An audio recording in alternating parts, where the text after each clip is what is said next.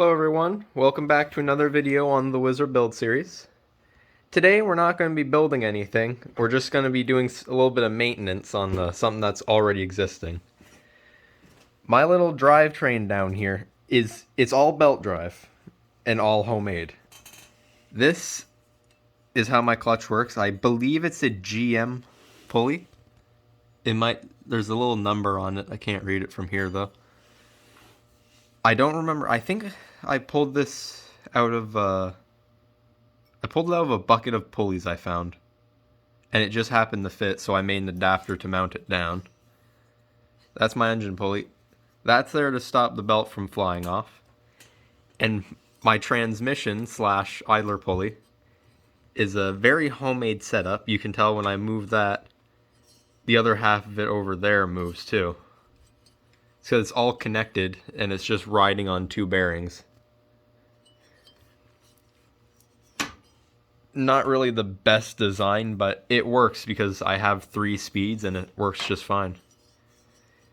Now the only reason I want to do some maintenance is because it's been a few months since I've taken it apart, and if I turn over the wheel,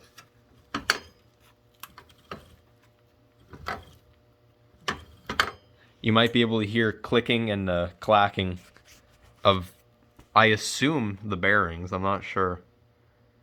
But that's why we're taking it apart, to find out. So, let's get into that. The way the idler pulley is held on is there's 2 large nuts back here, a spacer, and a cotter pin. The cotter pin is to stop the 2 nuts from backing off because when it spins, it has a tendency to do that. Now, I think I'm going to have to take off the exhaust just because where this slides out, it looks like it's going to be an issue. And I don't think I'm going to be able to take the idler pulley off without taking the exhaust off, or at least moving it. So, I'll be back when I do that. I got 1 bolt taken out from the exhaust, so now I can move it around. I disconnected it at the end there too, so it's just turning slightly, so. But that'll give me enough room.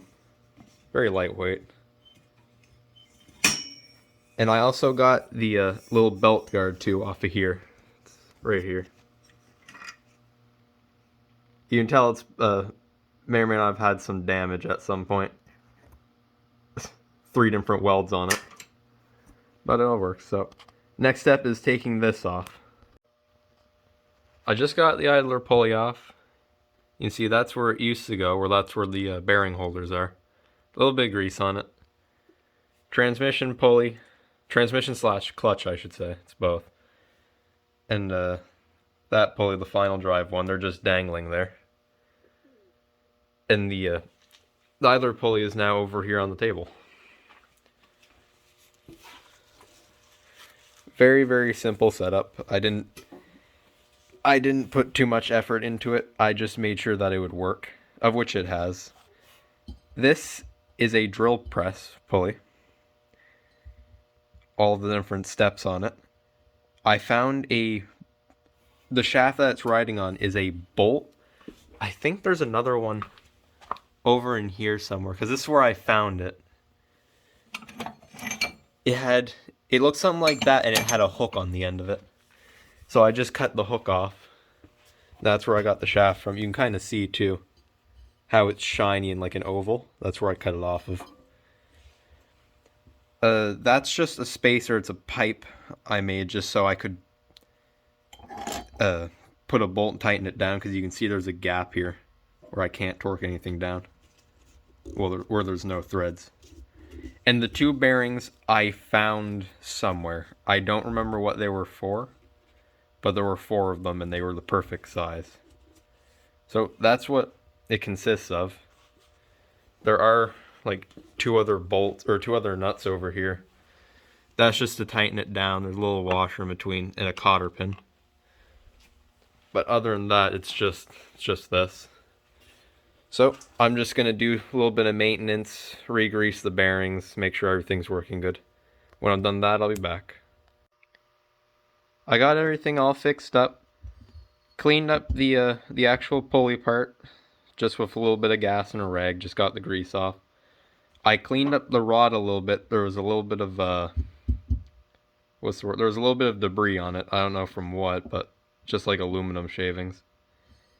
And I also cleaned up the bearings, re-greased them, as well as this.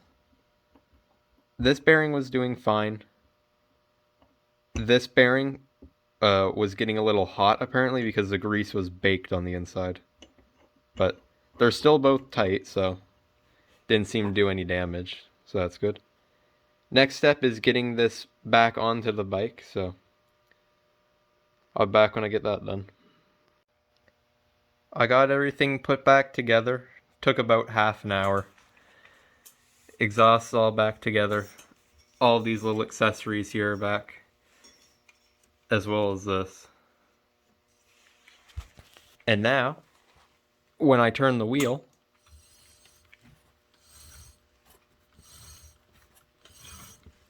you don't hear anything. A little bit of grease on the wheel.